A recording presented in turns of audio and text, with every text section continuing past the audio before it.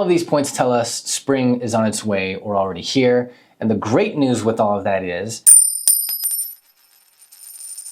okay, my name is Christopher. I'm the owner of Halcyon Real Estate, affiliated with the Keller Williams Market Center in Salt Lake City, Utah. Today is the 18th. Today is the 18th of March, 2024. It's a beautiful day outside. Spring is here. And you are watching the numbers and the nuance. The numbers of Utah's real estate market and the nuance of how I read into what those numbers say. And I tell you both things here every Monday so that you can have your head wrapped around what's going on in Utah's real estate market. As always, I'll give you my opinion of what the nuance of all these numbers playing against each other at the same time looks like. And then after that zoomed out approach, we'll look at what the numbers for the previous week were on each of the data sets that I always report on.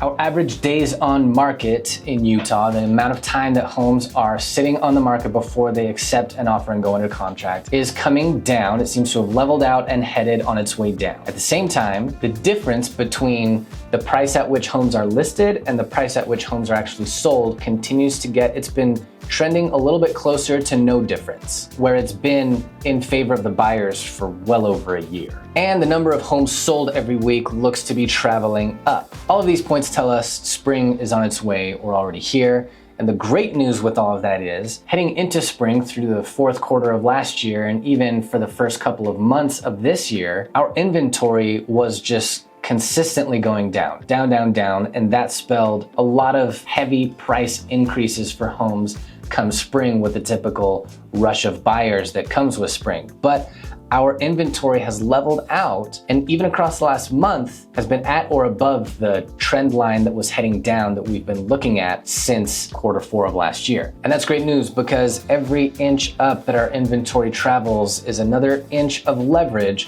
against home prices going up as high as they would otherwise go, with the amount of demand that we'll have in spring and summer for homes in Utah. All right, now if you want to know exactly what's going on, let's look at the numbers.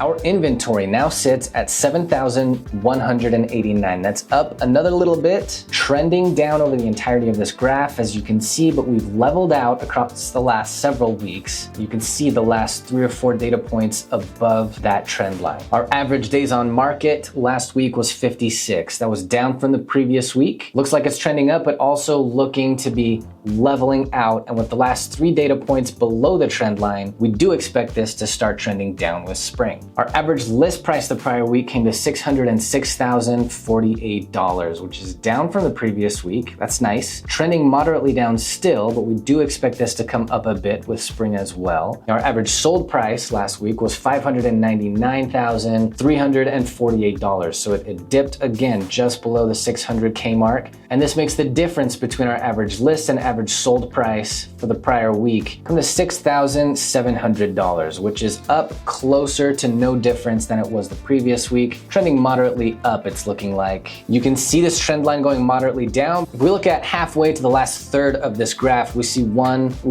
major anomaly where it dipped really low. And other than that, all of our data points are above the trend line headed down, and they in fact look to be traveling up. So looking to be closing the gap between average list price and average sold price. The number of homes that were sold last week came to 485, which is down from the previous week, but we see it looks to be picking up on the second half of this chart. Homes currently under contract comes to 5,062, which is up from the previous week. This is trending up. The number of price reductions last week came to 581, down from the prior week, trending down. Looks pretty level across the last few months since the beginning of the year. And finally, the number of listing contracts that have been canceled, expired, or withdrawn this previous week came to 272. That is up from the previous week, and this is trending moderately down.